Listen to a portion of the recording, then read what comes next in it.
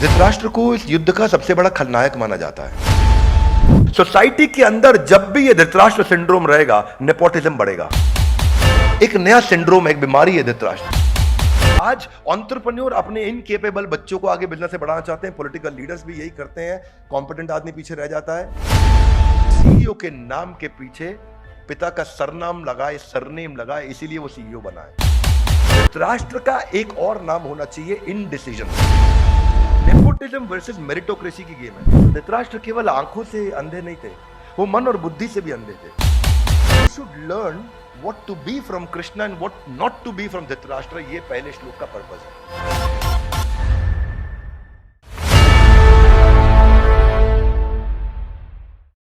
ग्रंथराज श्रीमद् भगवद गीता की जय। आज से हम शुरू करने जा रहे हैं गीता इन एक्शन। पहले करेंगे हम मंगलाचरण। मंगलाचरण क्या होता है? आप ऑस्पिशियसनेस का इन्वोकेशन करते हैं। तो आप मेरे साथ में आंख बंद करके प्रार्थना कर सकते हैं। ओम अज्ञानतिमिरान्धस्य ज्ञानञ्जनशलाकया चक्षुरुन्मीलितं येन तस्मै श्री गुरुवे नमः। हरे कृष्णा कृष्णा कृष्णा हरे हरे, हरे राम राम राम हरे हरे। जगत गुरु श्रील प्रभुपाद की जय। श्रील प्रभुपाद ने हमें अनुवाद दिया है इस भगवद गीता का, जिससे गीता को समझना आसान हुआ है। तो हम आज पहला श्लोक लेते हैं और वहां से चर्चा शुरू करते हैं। तो आप मेरे पीछे श्लोक दोहराइए। बोलिए, धृतराष्ट्र उवाच धर्म क्षेत्रे कुरुक्षेत्रे समवेता युयुत्सव मामका पांडवाश्चैव किम कुर्वतो संजय। अनुवाद। धृतराष्ट्र ने कहा, हे संजय, धर्म भूमि कुरुक्षेत्र में युद्ध की इच्छा से एकत्र हुए मेरे तथा पांडु के पुत्रों ने क्या किया। धृतराष्ट्र क्या बोलते हैं इधर? हाथ आगे लाइए। मामका पांडवा मेरे यानी कि उन्होंने अपने आप को पांडु से अलग कर दिया। पांडु जीवित है अभी? नहीं है। पांडु जीवित नहीं है। उनको क्या कहना चाहिए था? हमारे पुत्रों ने क्या किया, हमारे बच्चों ने क्या किया, हमारी टीम ने क्या किया, हमारे लीडर्स ने क्या किया, हमारी ऑर्गेनाइजेशन ने क्या किया, हमारी फैमिली ने क्या किया, मेरे और पांडु के पुत्रों ने क्या किया। इसका अर्थ क्या हुआ?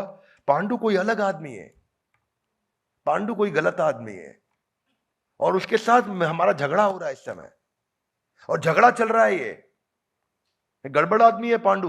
क्या किया उनके बच्चों ने, बताओ मुझको। संजय जल्दी रिपोर्टिंग दो। धृतराष्ट्र को इस युद्ध का सबसे बड़ा खलनायक माना जाता है। क्यों इस खलनायक माना जाता है? क्योंकि धृतराष्ट्र के हाथ में उस समय पावर थी। उसने नेपोटिज्म समझते हैं? सब समझते हैं। आजकल बॉलीवुड में आपने सुना है, उसने नेपोटिज्म का पहला बढ़ावा देने वाला पहला केस स्टडी है ये इतिहास में। बॉलीवुड में नेपोटिज्म की बात अभी शुरू हुई, पॉलिटिक्स में नेपोटिज्म की बात अभी शुरू हुई। ये पहला नेपोटिज्म का पब्लिकली अवेलेबल की wrong case study, illicit case study है। तो धृतराष्ट्र केवल आंखों से अंधे नहीं थे, वो मन और बुद्धि से भी अंधे थे। और इमेजिन करो, युद्ध होने से पहले एस्ट्रोलॉजर्स को इनवाइट किया। धृतराष्ट्र ने पूछा सारे एस्ट्रोलॉजर्स से, क्या होने वाला युद्ध में? एस्ट्रोलॉजर्स ने आकर के बता दिया कि आपकी सारी संतानें मारी जाएंगी, including Duryodhan. Everybody will be dead. आके पहले बता दिया। और जिस व्यक्ति को यह पता चल गया, उसके बावजूद उसका अटैचमेंट इतना स्ट्रांग है कि वो एक इंटेलिजेंट स्ट्रांग डिसीजन नहीं ले पा रहा है कि मेरे को गलत काम मेरी आंख के सामने हो रहा है और मुझे इसको रोक देना चाहिए। उसको लग रहा है जीते मरते किसी तरीके से हो सकता है मौका मिल जाए कि मैं पांडुओं से साम्राज्य ले लूं और मेरे बच्चों को सब कुछ मिल जाए। So you deliberately you are choosing a wrong path. That is Dhritarashtra. Dhritarashtra को मालूम है सब खत्म हो जाएगा, still he is unable to stop the battle. बंद नहीं करा पा रहे हैं वो युद्ध, उनको रोक देना चाहिए था वहीं पर। इसको बोलते हैं स्टेटस को ट्रैप। जैसा चल रहा है चलने दो। और हम लोग की लाइफ में ऐसा बहुत होता है। Gita in action. हाथ आगे like come on. Gita in action. और ये स्टेटस को ट्रैप इतना बड़ा होता है कि आपको देखते देखते पता नहीं चल रहा कि आपकी संतानें मरने वाली हैं। सब everybody is going to die. मेरा पूरा साम्राज्य समाप्त होने वाला है, सब कुछ खत्म होने वाला है। तो धृतराष्ट्र का एक और नाम होना चाहिए इनडिसीजन। क्या नाम होना चाहिए? धृतराष्ट्र एक डिसीजन ना लेने का सबसे बड़ा उदाहरण है। ये वो व्यक्ति हैं, हाथ आगे लाइए, Gita in action. Everybody come on, Gita in action. ऐसा एक्शन लेना है गीता से। हमारे को समझना है कि मेरे लिए इसमें सीखने को क्या है। देखो, अगर बिजनेस नहीं चल रहा है, खराब चल रहा है और गड़बड़ चल रहा है, तो आप जब घोड़े से चल रहे हो और मालूम है कि घोड़ा पगला गया और गड़बड़ करेगा और तकलीफ करेगा, तो घोड़े से गिर जाने में समझदारी है, पर प्लानिंग करके गिरना चाहिए। वो मोर टाइम, कैसे गिरना चाहिए?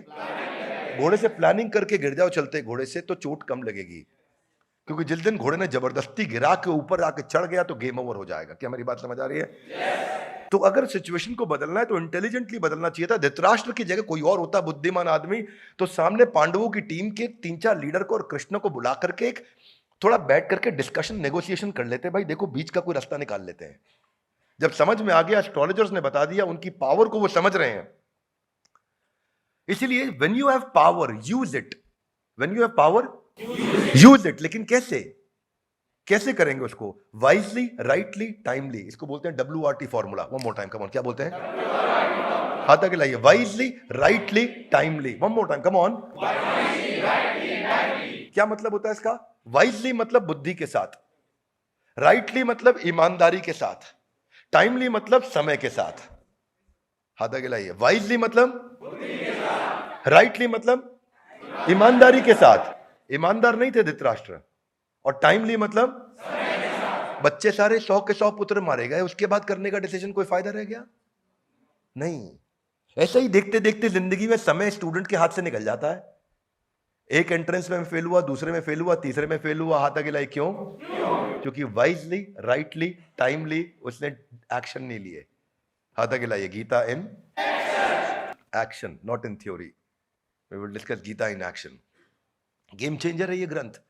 जो आदमी भगवत गीता एक बार पढ़ लेना, उसके बाद से कुछ पढ़ने की जरूरत नहीं। जिंदगी भर का एडिक्शन, एक मूवी को दूसरी बार नहीं देख सकते आप जिंदगी में, लेकिन भगवत गीता को जिंदगी भर लगातार हर जन्म में पढ़ सकते हो और आपको लगेगा हर बार के फ्रेश सबसे पावरफुल ग्रंथ है। ये ताकत है भगवत गीता की। आज धृतराष्ट्र को बोलते हैं ये एक नया सिंड्रोम है, एक बीमारी है धृतराष्ट्र। इसको बोलते हैं कारपेट के नीचे सिंड्रोम। क्या बोलते हैं? क्या होता है ये कारपेट के नीचे सिंड्रोम? कभी काम वाली बाई को देखा है? धृतराष्ट्र में और काम वाली बाई में कॉमनैलिटी बताता हूं आपको। अपमान करने के लिए नहीं बोलूंगा, पर रिपोर्ट करने के लिए बताऊंगा कि काम वाली बाई की अगर नजर हट जाती है और देखती है कुछ गंदगी है, तो चलते चलते साफ करते करते कारपेट के नीचे छोड़ के निकल जाती है, नहीं तो लंबा काम करना पड़ेगा। क्या मेरी बात समझ आ रही है? ऑर्गेनाइजेशंस में ऐसा बहुत होता है, सामने आपके कंपनी में गलती हो रही है, भारी गलती हो रही है, लेकिन लीडर चुप रहता है। अरे भी बता दूंगा तो डांट पड़ेगी, बता दूंगा तो मुझे काम करना पड़ जाएगा, अरे बता दूंगा तो खुद ही सॉल्व करना पड़ जाएगा, तो चुप रहता है। हाथ आगे लाइए। कारपेट के नीचे। तो जब आप कारपेट खोलते हो, कीड़े ही कीड़े निकलते हैं। कुछ महीनों के बाद जब आप कारपेट खोलते हो, कीड़े ही कीड़े निकलते हैं। देखा आपने? छोटे छोटे कीड़े, मिट्टी, गंदगी निकलती है। धृतराष्ट्र वाज प्रैक्टिसिंग कारपेट के नीचे सिंड्रोम। हाथ आगे लाइए। कैसे? देख रहे हैं सब गलत हो रहा है, लेकिन चुप बैठे। जो गलती हो रही कारपेट के नीचे डाल के चुप। उनको चैलेंज किया था विदुर ने, पहले ही चैलेंज किया था उनको। उधर के सबसे इंटेलिजेंट लोगों ने चैलेंज किया कि Dhritarashtra is blind, he should not be made the king. Dhritarashtra को राजा नहीं बनाना चाहिए। और धृतराष्ट्र अपने, अगर वो चेयरमैन है बोर्ड के और देख रहे हैं कि बोर्ड में दोनों प्रकार के मेंबर्स हैं, मेरे बोर्ड में शकुनी भी अवेलेबल है which is the evil one, और मेरे बोर्ड में भीष्म पितामह भी अवेलेबल है who is the gentle one, I should listen to both of them. लेकिन मैं सुन नहीं रहा हूं भीष्म पितामह को। यानी कि बोर्ड में एडवाइजर तो बुद्धिमान थे, लेकिन मैं उन एडवाइजर की एडवाइजरी ले नहीं रहा। हाथ आगे लाइए। क्यों? मैं और मेरा, मैं और मेरा, मैं धृतराष्ट्र, मेरा पुत्र दुर्योधन, हमको सब कुछ मिलना चाहिए। और यही बायस जो है ना, स्टेटस को ट्रैप, इसी ने काम खराब किया। What is WRT formula? याद रहेगा आपको? क्या है? One more time, come on. Wisely, याद रखिए इसको। सोसाइटी के अंदर जब भी ये धृतराष्ट्र सिंड्रोम रहेगा, नेपोटिज्म बढ़ेगा। और वो नेपोटिज्म क्या है? आज एंटरप्रेन्योर अपने इनकेपेबल बच्चों को आगे बिजनेस से बढ़ाना चाहते हैं, पॉलिटिकल लीडर्स भी यही करते हैं, कॉम्पिटेंट आदमी पीछे रह जाता है। आज सोसाइटी में डॉक्टर्स, जजेस, लॉयर्स, चार्टर्ड अकाउंटेंट कई दफा ऐसा करते हैं कि जहां पे वो ऐसे एक आदमी को आगे बढ़ाते हैं, उसको पोस्ट देते हैं, पोजीशन देते हैं। इससे नेशन सफर करता है, इससे साम्राज्य, पूरा साम्राज्य सफर करता है। और स्टीव जॉब्स का हमेशा कहना है कि reason that privately owned company doesn't last beyond 3 generation, दादा पिता पुत्र के बाद खत्म हो जाती है प्राइवेटली ओन्ड कंपनी ज्यादातर। हाथ आगे लाइए। क्यों? क्योंकि सीईओ के नाम के पीछे पिता का सरनाम लगाए, सरनेम लगाए, इसीलिए वो सीईओ बना है, इसलिए नहीं बना कि वो कॉम्पिटेंट था। तो एक्शन क्या होगा? हाथ आगे लाइए। गीता इन एक्शन ये होना चाहिए कि अगर परिवार साथ में जुड़े हैं तो धृतराष्ट्र को बोलना चाहिए, भाई तेरा शेयर है, कंपनी में तेरा शेयर है, लेकिन काम कॉम्पिटेंट आदमी को करने दो, ऑपरेशंस कॉम्पिटेंट आदमी करेगा। तेरी ओनरशिप है, अगर मेरी ये प्रॉपर्टीज हैं, तेरी प्रॉपर्टी में रजिस्ट्री है, but the work should be done by a competent man, not you Duryodhan. अगर भाइयों में भी झगड़ा चल रहा है तो भाइयों को भी बोलना चाहिए कि हम लोग फैमिली हैं, हम लोग फैमिली का ओनरशिप में शेयर है, लेकिन प्रोफेशनल आदमी को आकर के इस कंपनी को चलाने दो। That is what happened between Baidyanath and Dabur. Dhritarashtra was more like Baidyanath, not Dabur. मैं आपको एक्सप्लेन करूंगा कैसे। डाबर ने कभी भी अपने परिवार को टूटने नहीं दिया, सबकी अपनी शेयर होल्डिंग रखी, लेकिन प्रोफेशनल टॉप लीडरशिप को ला करके उनको दिया कि तुम कंपनी डाबर को चलाओ। पर बैद्यनाथ ने क्या किया, आपस में सब तोड़ लिया। धृतराष्ट्र की इंटेलिजेंस नहीं थी, धृतराष्ट्र के पास डील को स्ट्रक्चर करने के बहुत तरीके थे। क्या मेरी बात समझ आ रही है आपको? कैसे धृतराष्ट्र डील को स्ट्रक्चर कर सकते थे। दुर्योधन, तुमको क्यों चाहिए साम्राज्य? बोला, पापा I want to enjoy, I want power, I want money, I want to celebrate, I want to relax. Okay Duryodhan, वो वैसे भी करा देते हैं, क्या टेंशन है तुमको? हाथा गिलाई कैसे? अगर पांडव ज्यादा कॉम्पिटेंट हैं तो हम पांडवों से नेगोशिएट कर लेते हैं कि तुम ऑपरेशंस को रन करो, तुम साम्राज्य चलाओ, साम्राज्य को प्रॉफिटेबल बनाओ, प्रॉफिट का 10% रॉयल्टी इनकम दुर्योधन को दे दो, वो चुपचाप बैठ के खाता रहेगा। क्या मेरी बात समझ आ रही है? टेक्निकली दुबई ऐसे ही तो चला है ना, पूरा यूएई ऐसे ही रन हुआ है। वहां जो शेख हैं दे आर इंटेलिजेंट दुर्योधन्स। हाथा गिलाई कैसे? कोई भी आता है, वहां यूरोपियंस आते हैं, अमेरिकन आते हैं, इंडियंस आते हैं, बिजनेस करते हैं, शेख को बोलते हैं इसको पार्टनर बनाओ, ये पैसिव पार्टनर है, जो आपका रेवेन्यू होगा उसका 10% इसको देना पड़ेगा। What is he? He is an intelligent Duryodhan. He doesn't want to work, he will make money, he will relax. तो धृतराष्ट्र के पास कई तरीके थे, पर धृतराष्ट्र का एक और नाम क्या है? इनडिसीजन। क्या नाम है? इनडिसीजन। वो डिसीजन नहीं लिया धृतराष्ट्र ने, इसीलिए गेम ओवर हो गया। तो वो डील को स्ट्रक्चर करने के इतने तरीके थे कि उनको बोलना चाहिए था, भाई देखो आप दुर्योधन रॉयल्टी इनकम ले लो, आप रेंटल्स ले लो पांडवों से, आप कुछ भी ले लो, हिसाब किताब बना लेते हैं, रिलैक्स करो, आपको एंजॉय करना आप एंजॉय करो, वो बेचारे मेहनत करेंगे, उनको करने दो ना। और वो ऊपर से ईमानदार आदमी भी है, वो तुम्हारा पैसा हक का मारेगा भी नहीं। किसकी बात कर रहे हैं? युधिष्ठिर की। युधिष्ठिर इतना ईमानदार है कि तुमने सेट कर लिया भाई तुम्हारे को रेवेन्यू का इतना % देना, युधिष्ठिर पक्का देंगे, तुम्हारे मांगने से पहले टाइमली पेमेंट हो जाएगी, तुम्हारे को पेमेंट साइकिल, वर्किंग कैपिटल कोई इशू ही नहीं है। When you got a very honest guy on the other side, बिना कारण के झगड़ा किया आपने। क्या मेरी बात समझ आ रही है? So people don't look at solutions. वो फंस जाते हैं अपनी ईगो में, और फंस जाते हैं ईगो में, और ईगो में फंसते कैसे हैं? उसको फंसने का कारण यही है कि जब उनको दिखना बंद हो जाता है। मेरे विचार में अगर आप बैद्यनाथ को देखोगे तो बैद्यनाथ क्या है? वो 5 अलग अलग भाई हैं, 5 अलग अलग एंटिटीज है वहां पे, नागपुर, कोलकाता, झांसी, पटना और इलाहाबाद। That is Baidyanath. पांचों जगह अलग अलग भाई हैं, पांचों जगह अलग अलग बैलेंस शीट बन रही है, पांचों जगह अलग अलग बिजनेस हो रहा है। हाथा गिलाइए, हाथा गिलाइए। माम का, इलाहाबाद का, किम कुर्वतो संजय, माम का, नागपुर का, पटना का, झांसी का, किम कुर्वतो संजय। इनके परिवार में रोज होता है बैद्यनाथ में। ये क्यों होता है? This is live case study. क्यों बैद्यनाथ की टीवी में ऐड नहीं आती? इसीलिए नहीं आती कि वो नागपुर वाले को लगता है मैं टीवी में ऐड करूंगा, झांसी वाला कमा लेगा, इलाहाबाद वाला कमा लेगा मेरी ऐड देखने पे। क्या मेरी बात समझ आ रही है? इसीलिए आज झांसी वाला, पटना वाला, कोलकाता वाला ऐड नहीं कर रहा कि नागपुर वाला मेरे पैसे खर्च करने पे टीवी पे ऐड आएगी। वहां सलमान खान बोलेगा बैद्यनाथ का च्यवनप्राश खाओ और नागपुर वाले का बिक जाएगा, पैसा मैं लगाऊं। नहीं नहीं नहीं। हालांकि बाद में बैलेंस शीट इनकी कंसोलिडेट होती है, आज भी परिवार साथ में है, लेकिन फिर ये डिवीजन इसीलिए हुआ ना क्योंकि मेरे बेटे को, मेरी गद्दी मेरा बेटा संभालेगा। That's the problem.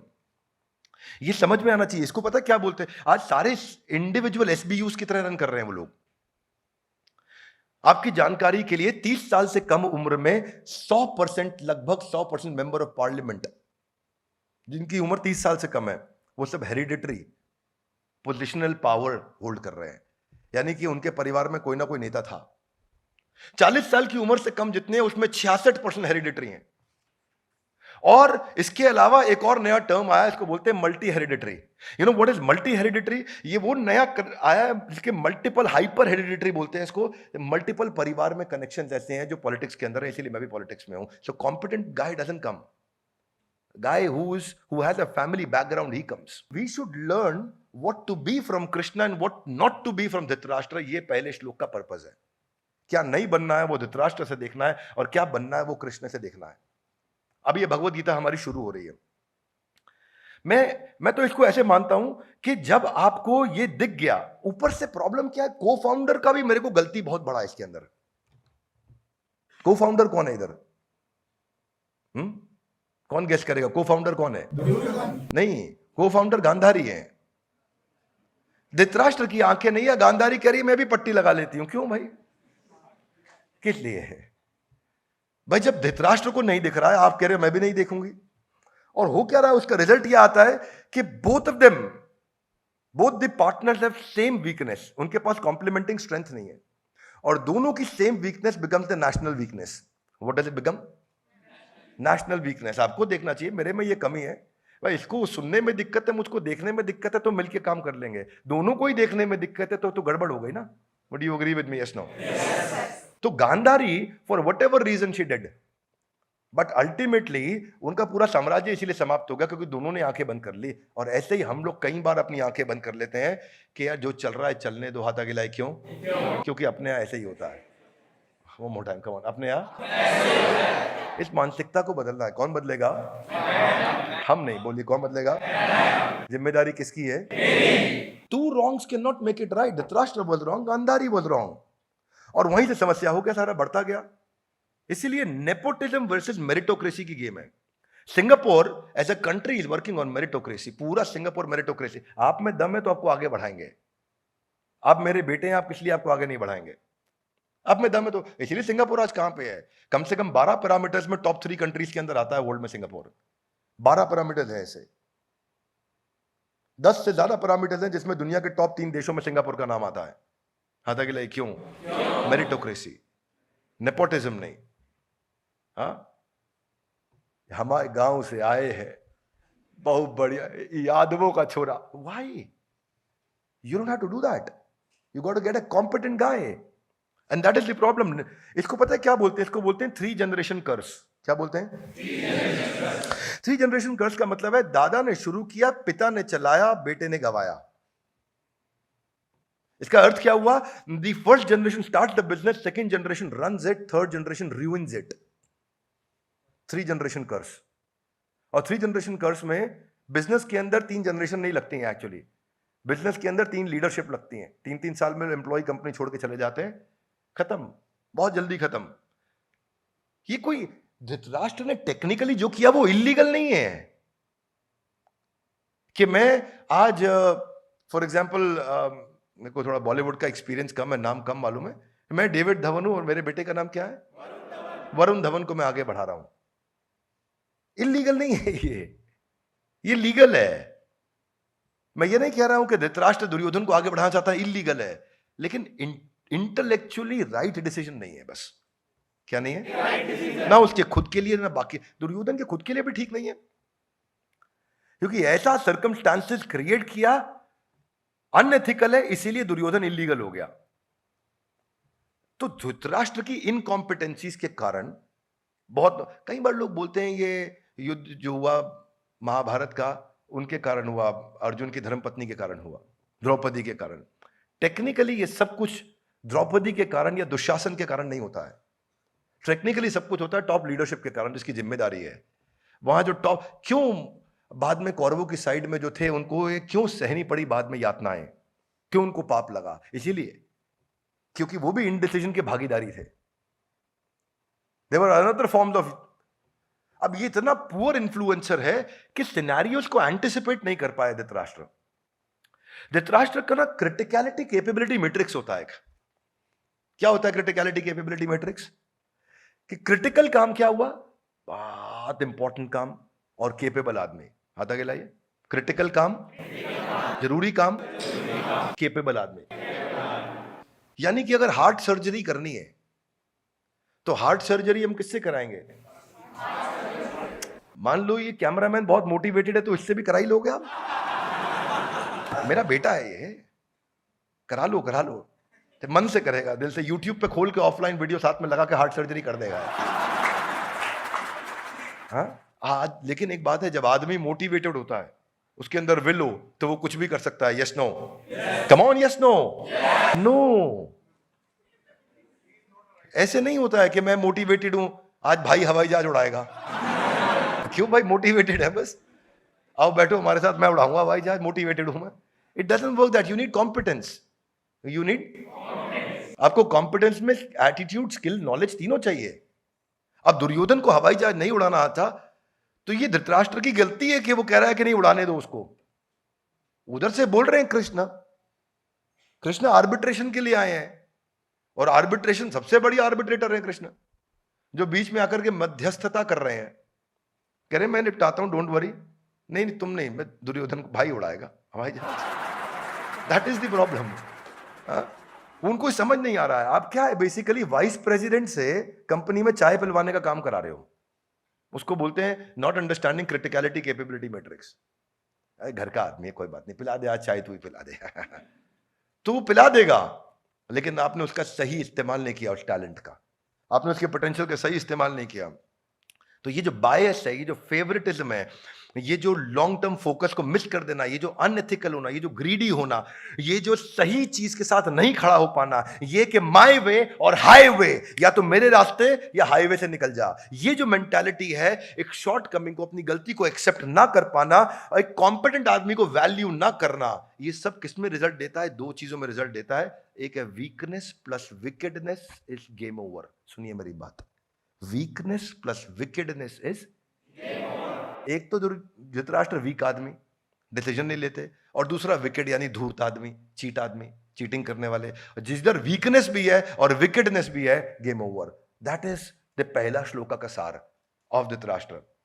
जो बिजनेस ओनर का ये पता है, ये इनकॉम्पिटेंट मैनेजमेंट और ये फेटल मिस्टेक से ब्लंडर क्या होता है। एक कॉर्पोरेट कहानी सुनाता हूं अमेरिकन आपको, एनरॉन की केस स्टडी समझो, 1 मिनट में जिंदगी में नई चीज समझ आएगी। एनरॉन एक अलग ही केस स्टडी है दुनिया की। 2001 में एनरॉन का 1 साल का रेवेन्यू था $100 बिलियन। कितना? मिलियन नहीं, बिलियन। बिलियन क्या होता है? बिलियन, $100 बिलियन, थोड़ा समझ लेते हैं हम लोग। $1 बिलियन कितना हो गया? 8,000 करोड़। $10 बिलियन 80,000 करोड़। $100 बिलियन 8 लाख करोड़ का रेवेन्यू एनरॉन कर रहा है 1 साल में 2001 के अंदर। क्योंकि लीडरशिप कॉम्पिटेंट थी, लेकिन धूर्त थी, चालाक थी, चीट थी।